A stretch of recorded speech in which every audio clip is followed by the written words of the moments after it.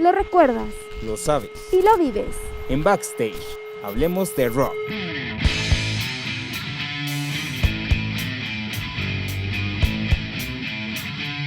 Con Fabián Pérez y Eddie Espino.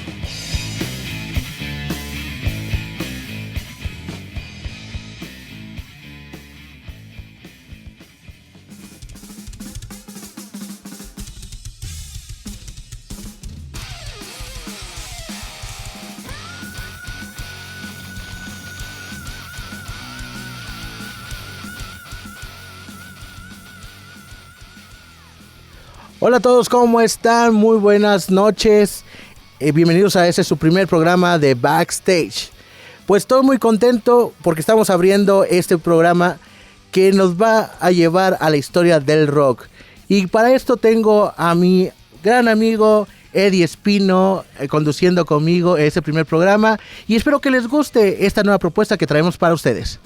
¿Qué tal, Fabián? Pues con mucho gusto de estar aquí compartiendo micrófonos, por fin despegando con este proyecto. No se despeguen porque esto apenas comienza y la verdad es que se va a poner bastante interesante. Vamos a hacer un viaje por la historia del rock. Y además, bueno, pues vamos a encontrarnos con muchísimos invitados próximamente, tenemos muchas sorpresas, así que pues no se despeguen y vayan conectándose, compártanos en las redes, compártanos con sus cuates porque esto se va a poner muy muy bueno. Sí, claro, de hecho, fíjate que encontré algo muy interesante. Quiero empezar ese primer programa con esta frase, dice: el rock es tan bueno conmigo, es mi hijo y mi abuelo. Lo dijo Chuck Berry. No, pues es muy interesante. De hecho, eso es una parte de lo que vamos a platicar, ¿no?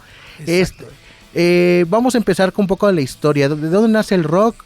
¿Cómo nace el rock? ¿Y de qué fusiones de música nace todo este nuevo género? Así es. Fíjate que algo bien interesante es que a lo mejor pensamos en el rock únicamente como un género de música y sin embargo vamos a ir viendo cómo realmente el rock se convierte en una ideología, no solamente en la bandera de la adolescencia o de la juventud, sino que en la actualidad lo vemos como una ideología y un fenómeno social muy muy interesante y que además sigue vigente. No, y de hecho, viendo un poco sobre la historia, está muy interesante, porque es la fusión de varios ritmos. Si no estoy mal, es la fusión del folk y del blues. Pero esa es la parte interesante, ¿no? Donde en los 40, en los 50, esta fusión de música crea un nuevo género. Y como tú lo estabas diciendo, estábamos platicando acerca el rompimiento de nuevos paradigmas, que después vamos a hablar de esto, de cómo nos llevó a esa fusión. Pero bueno, hablando de esto en la parte del blues y el folk, lo interesante es quién lo trae, o sea, quién trae a puerta. Híjole, es que a mucha gente se le atribuye, ¿no? ¿Dónde empieza el rock? Porque incluso pues empieza como un movimiento que se convierte en un fenómeno parecido a la bolita de nieve, ¿no? Que va creciendo, se va haciendo más grande y realmente dices, ¿dónde empieza exactamente? Porque esa línea muy delgada entre el blues, el jazz, el folk, los ritmos africanos, realmente es una línea tan delgada que no podemos atribuirle propiamente a alguien el género o el inicio del rock como tal, aunque sí tenemos varios pioneros que son, digamos, que los precursores que van creando este nuevo modelo de música, este estilo, y además van generando una ideología a lo largo de la historia. No, y aparte de lo que estás platicando, esa combinación de ritmos, una parte interesante, para mí se me hizo muy interesante de que vamos a hablar. ¿Quiénes fueron los primeros que tocaron folk y blues? Los afroamericanos. Sí. Y de hecho, eso viene al siguiente tema que vamos a tocar en el programa número 2, acerca de el rompimiento de paradigmas en el rock and roll, o sea, lo que es el rock mexicano y cómo fue esa fusión. Pero lo interesante, estamos hablando de un tema racial. O sea, en el tema, en cuestión de la pelea de quién tenía el poder, los blancos o los negros. Pero después, no lo había visto de esa manera, pero ya checando la información, así como que, imagínate, qué es lo que sucede, qué es lo que está pasando en nuestras cabezas. Primero, los negros empiezan a tocar blues, a tocar jazz. Y lo interesante de que luego jalan a los negros como parte del entretenimiento de los blancos. Claro. Y después, o sea, los blancos terminando escuchando música de negros. O sea, en cuestión racial, ¿cómo es algo falacio?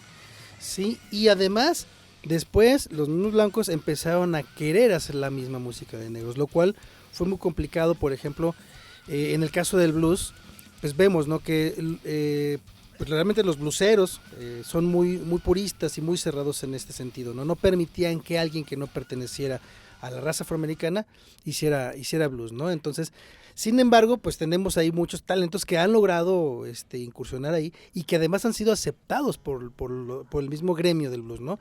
Caso muy claro, Gary Moore. Claro, y por supuesto también, o sea, tomando en cuenta esto, después el género del blues no solamente fue precursor o pionero para el rock, también fue precursor para diferentes géneros que estamos escuchando en estos momentos. Por ejemplo, el country. El country es una combinación, o sea, es fenomenal. Igual, o sea, y ese es el tema que estamos hablando en cuestión de, estamos hablando que el blues fue precursor para el rock y que era solamente música tocada por afroamericanos y que pues no era permitido para los blancos. Y después esa combinación, ¿no? Cómo transmigra y termina que el blues contamina y hace, o sea, crear el country como género. Exactamente. Y bueno, y también, o sea, pensemos que de pronto era música muy experimental, porque muchos músicos realmente no hablamos como ahora músicos de estudio, sino realmente eran músicos que se formaban en la calle, que iban descubriendo la música, iban experimentando, iban descubriendo acordes, iban creando nuevos sonidos. Y esto fue lo que yo creo que también creó una amalgama muy interesante de sonidos, porque aunque el blues tiene una estructura muy definida en cuestión de cómo se armoniza, en cuestión de tiempos, en cuestión de compases, pues realmente después se fue transformando hasta llegar a lo que ahora conocemos ya, o sea, otro tipo de géneros donde está el rock, rhythm and blues, etcétera. Sí, y también regresando a esa parte de la creación del rock, pues viene la combinación de dos ritmos, tres ritmos, folk, blues y jazz. Y después cómo empieza la parte del rock and roll. Porque yo tenía la idea que el rock se había hecho en Inglaterra, pero no, o sea, ya leyendo un poco más, es que todo esto empieza en Estados Unidos. O sea, viene como que la combinación de estos géneros, se crea el rock and roll, y después viene a principios de los 60s, la primera caída, ¿no? Donde... sí, vamos a ver del rock and roll, vienes con bien vestiditos, con trajes, las canciones pues acá movidonas para bailar, pero de repente a alguien se le ocurre, pues vamos a hacer un género un poco más pesado, con un poco más de ideología, vamos a decirla un poco open mind, más abierta, con un tipo, con a lo mejor y las letras, o a lo mejor el ritmo, para romper esos paradigmas, para romper lo que ya estaba establecido. Exactamente. Fíjate que algo bien interesante, porque normalmente nosotros tomamos como partida del rock en los 60s. Sin embargo, recordemos que en los 50, Buddy Holly, Ritchie Valens, Beat Bopper, que murieron en un accidente de avión, pues realmente a ellos se les atribuye mucho también de estos inicios del rock. Incluso cuando ellos mueren en el mes de abril, les hacen una canción precisamente que se llama American Pie, donde explican o dicen es el día que murió el rock, cuando mueren estos tres artistas, ¿no? Y que además, bueno, hay muchas historias ahí, porque una de las cosas que ocurre en este trágico accidente es que Buddy Holly renta una avioneta, porque en la gira en la que andaban, el autobús se le había descompuesto el clima, hacía mucho frío, entonces para poder llegar rápido, Buddy Holly renta esta avioneta, y se dice que el piloto no tenía experiencia para manejar por instrumentos, entonces pues se estrellaron casi al despegar. Pero por ahí también hay una leyenda urbana que dicen que antes de que el avión se estrellara se escucharon balazos adentro de la avioneta. Así que bueno, quién sabe qué habrá pasado ahí, pero se les atribuye mucho a ellos, ¿no? Se queda este espacio, creo que ahí hay como una pausa y después hay un resurgimiento precisamente en los 60s, ¿no? Por esta razón creo que también es donde a lo mejor ubicamos más esa raíz del rock. Sin embargo, vamos a ver también que viene posiblemente de mucho, mucho más atrás. No, y claro, también, aparte de esa leyenda, bueno, esto según la película de Ritchie Valens, que decían que Ritchie Valens sabía que iba a morir en un accidente en avión porque tenía miedo de subirse al avión. Y da resultado, pues, el accidente, ¿no? Pero también, como dices, puede contarse la leyenda, y si se escuchan los balazos, y eso solamente lo estoy diciendo, es hipotéticamente, puede ser, o sea, una conspiración? Pues yo me había dos preguntas. Primero, ¿quién escuchó los balazos? O sea, ¿de dónde sale esa teoría de que se escucharon balazos antes de que cayera la avioneta? ¿Quién los escuchó? Y tercera, que se aventó la persona que escuchó los balazos por paracaídas. Exactamente. ¿Qué pasó ahí? ¿Quién sabe? Pero bueno, regresando a esto, cuando viene ese cambio de género, venimos de una parte de la posguerra, ¿no? Viene terminando la Segunda Guerra Mundial, muchos países pues traían una economía muy baja, empiezan a ver que pues la música, no solamente en el género del rock, en diferentes partes, pues fue una parte como recrear o revivir esa parte muerta que muchas personas perdieron después de la Guerra Mundial, de la Segunda Guerra Mundial. Así es, bueno, imagínate nada más el estrés postraumático, no solamente de los soldados, sino también de las familias, de toda la gente que le tocó vivir la angustia, el miedo constante y además, o sea, además de la caída económica, pues el daño emocional, el daño social que se generaba. Entonces, creo que también el rock se convierte en una válvula de escape, en un catalizador donde la gente pues puede desfogar todo esto, llevarlo a sentir bien. Incluso decía Frank Zappa, ¿no? La música es el territorio donde nada nos hace daño. No, y aparte también eso es muy interesante porque voy a regresar un poco acerca de la vestimenta, ¿no? El ritmo. Un ritmo un poquito más acelerado, el beat un poquito más acelerado para bailar, lo que yo estaba comentando. Y de repente, ¡pum!, cambia el estilo totalmente. Empiezan los guitarrazos, ¿no? Empieza el golpe, o sea, el ruido un poco más fuerte. No sé si eso fue que le dio miedo a la sociedad o el tipo de letras. Yo creo que ahí es donde empieza precisamente la censura, porque el rock se convierte en un movimiento que se considera música para adolescentes, ¿no? Entonces, ¿qué pasa? Que desde el rock decían, desde los inicios del rock decían, ¿qué es esa música? ¿Qué es ese ruido, no? Sin embargo, esto ha pasado generación con generación, ¿no? Serían los guitarrazos o serían las letras, pues cada vez tenemos que, vemos que cada vez evolucionamos en cuestión de música. Cada vez los guitarrazos son más fuertes, más toscos, las voces, las letras cada vez son más comprometidas, más contestatarias, y sin embargo, sigue ocurriendo lo mismo, ¿no? La gente, digamos, la gente mayor siempre va a estar en contra del rock o de la música nueva. Eso es como que parece ser un fenómeno social. Sí, no, y aparte también que después vamos a platicar de esto de romper paradigmas, pero ese cambio crucial de género, ¿no? Viene el rock, vienen muchísimos artistas pues nuevos, o sea, nuevas generaciones con canciones muy interesantes, el cual nos rompe un poco lo que traíamos pues, o sea, lo que traíamos en mente, que eso sí, es muy interesante.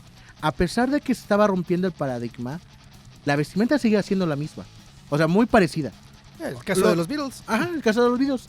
Pero lo interesante, cuando se rompe ese paradigma en Estados Unidos, antes que lleguemos a entrar al tema de Woodstock de 1969, que fue una cosa impresionante, o sea, también que eso fue como pionero para el famoso concierto de Avándaro en México. Exacto. Iban rompiendo poco a poco los paradigmas, ¿no? Primero, rompieron el ritmo. El ritmo fue un poco más fuerte, más golpeado, más duro. Las letras un poco más fuera de lo común. Más atrevidas. Exacto, más atrevidas. Más atrevidas. Pero es lo que nos están diciendo en producción, que recordemos sí a alguien muy interesante. Sí, es cierto, fíjate. Decimos, ¿de dónde viene el rock? De los 50s, de los 60s, pero muchísimo tiempo antes de esto. Hay algo ahí que yo creo que sí es de tomar en cuenta. Se considera a la hermana Rosetta Tarp como la madre del rock, la creadora del rock. Y sin embargo, no se le da el lugar que le corresponde, no se le ha hecho justicia. Ustedes pueden buscar videos en YouTube de Rosetta Tarp y se van a dar cuenta que no solamente tiene una voz impresionante, sino que además toca la guitarra de manera magistral. Y aparte, busquen a Rosetta Tarp y es uno de los primeros videos que está en la lista de YouTube. Creo que tiene como 5 o 6 minutos. El intro viene que va bajando del tren, la acompaña una persona al escenario y no, o sea, es una cosa impresionante la mujer. O sea, en la forma de cómo toca la guitarra, el primer rasgueo de la guitarra, pum, la gente ya estaba prendida. Y de repente cuando empieza a cantar, wow, qué voz, o sea, primero el control de escenario, o sea, la presencia, pero lo más peculiar, que no tenía una vestimenta rockerona.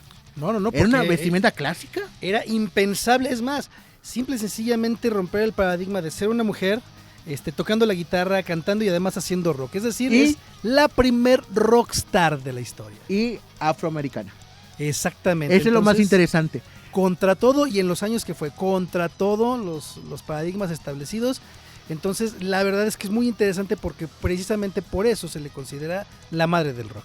Y, no, y aparte, si vamos regresando un poquito a Rosetta, y si nos ponemos enfocar un poco más en el ritmo, en el rasgueo de la guitarra, pues viene siendo como mucho de lo que no íbamos a escuchar en los nuevos discos, o sea, a partir de los 60s hasta los 70s y antes de empezar los 80s, porque en los 80s hubo una transición muy diferente, o sea, otro tipo de rock que después vamos a tocar, después vamos a platicar acerca de esta transición, pero nunca perdió el estilo, el blues.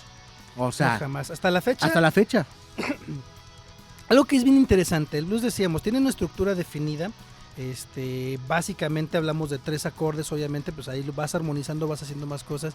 Y sin embargo, a pesar de lo que pudiera parecer una limitante en cuestión de estructura de un género, sigue siendo vigente, siguen saliendo canciones nuevas de blues, ¿sí? Y tenemos exponentes de blues actuales que siguen haciendo cosas con esta misma estructura, ¿no? Entonces, decimos, ahí está la magia de la música. Y luego, ahorita vamos a hacer un pequeño comercial. No se pierdan el tercer programa porque vamos a tener un invitado local. No sé si puedo decir el invitado o lo dejamos como sorpresa.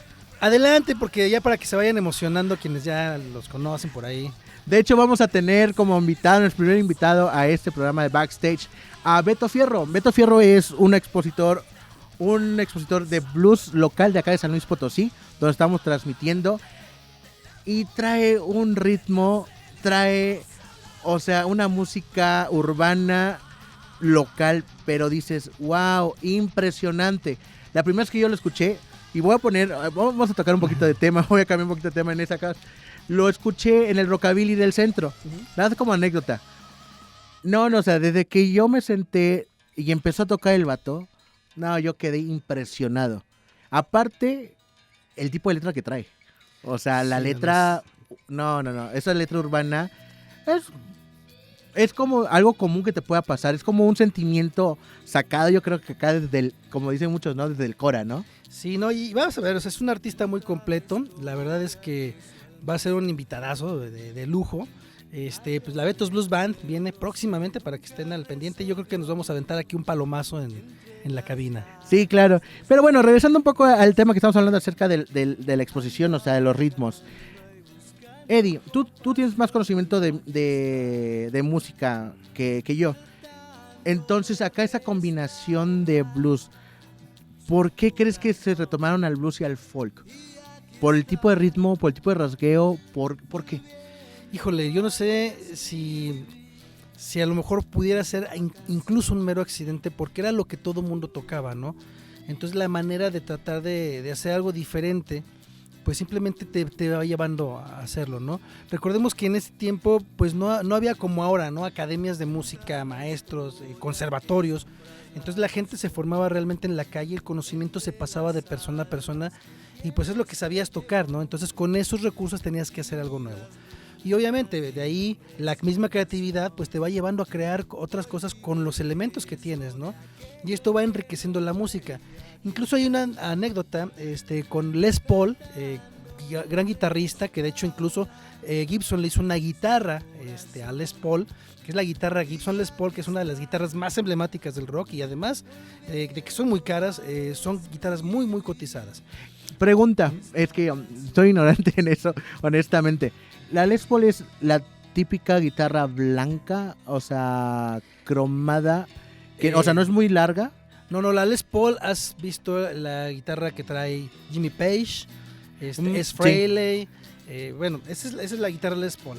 Hay una anécdota de que cuando Les Paul era niño y empezaba a aprender de música, precisamente pasando el conocimiento de persona a persona, él estaba con un amigo y el amigo le estaba enseñando algunos acordes y Les Paul estaba aprendiendo, y entonces a Les Paul se le ocurrió un acorde, hizo una inversión con el acorde, y entra el papá de su amigo Dice, oye, ¿qué te pasa? Ese acorde es mío, te acabas de robar mi acorde.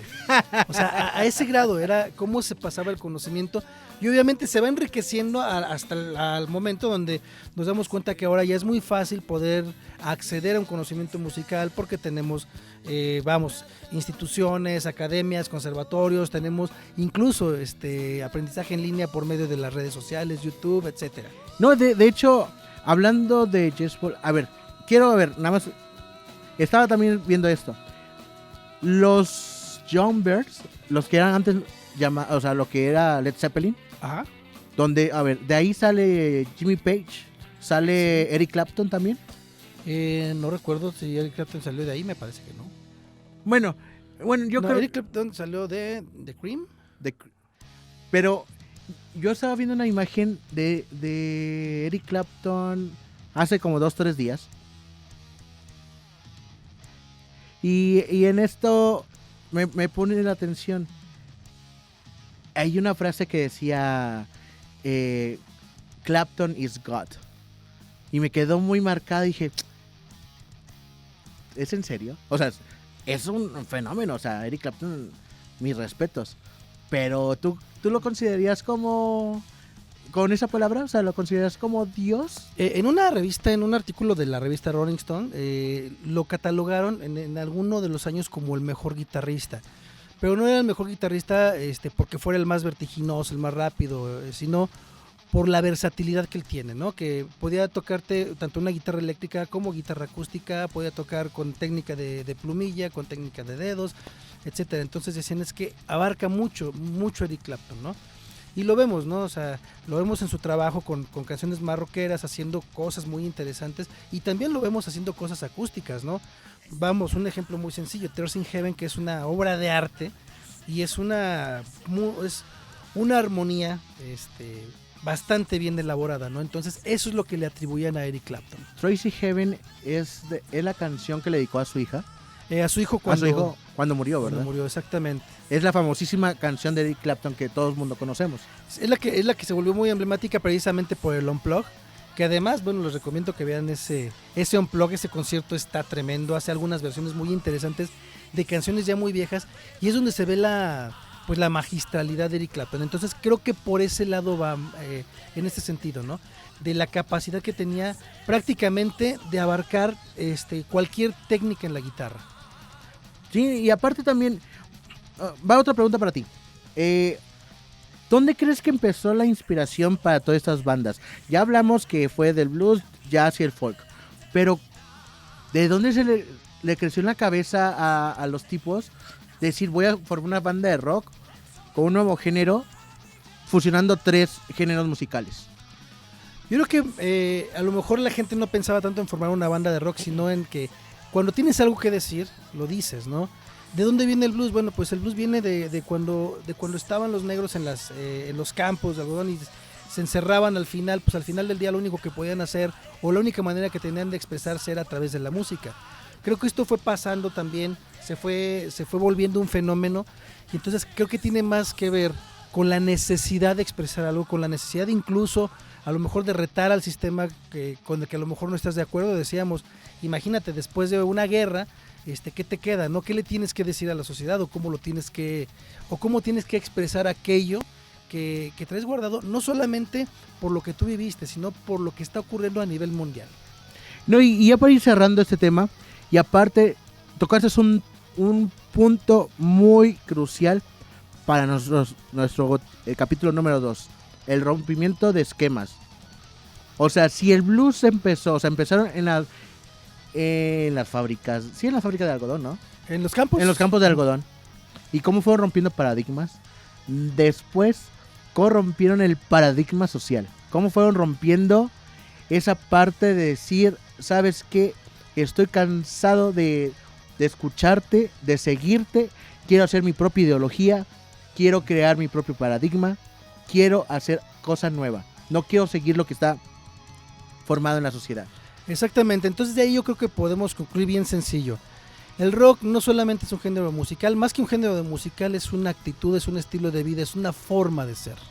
Y aparte, pues también, o sea, va pasando 3 generaciones, 4 generaciones que empezó el rock, y sigue vigente. Que sí, yo creo que está faltando un poco de más difusión en estos momentos y aparte de nuevos artistas. No sé qué vaya a pasar, no sé qué artistas vienen en camino para tener nuevas propuestas de este género. Bueno, pues yo creo que eso ya próximamente también lo vamos a ver aquí, lo vamos a ir descubriendo aquí en Backstage. Recuerden, esto apenas comienza, entonces pues vamos a hacer un viaje muy muy interesante. Pues bueno, pues llegamos al fin de este primer capítulo de Backstage. No olviden de seguirnos en nuestras redes sociales, que después nos van a estar buscando en Facebook, Twitter, Instagram. Todavía estamos abriendo las redes sociales, ya que lo tengamos preparado, se los vamos a ir compartiendo. Y todos estos programas van a estar saliendo en las redes sociales. Si tienen algún tema que quieran que toquemos, favor de no dejarnos mandar un mensaje.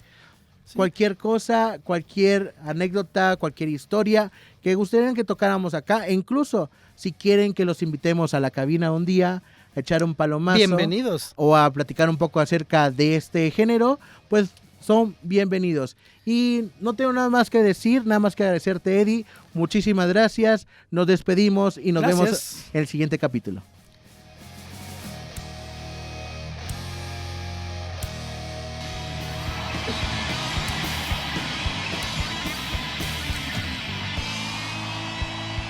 Si te late recordarlo, Saberlo. y vivirlo, no dejes de escucharnos. En Backstage. Hablamos de rock.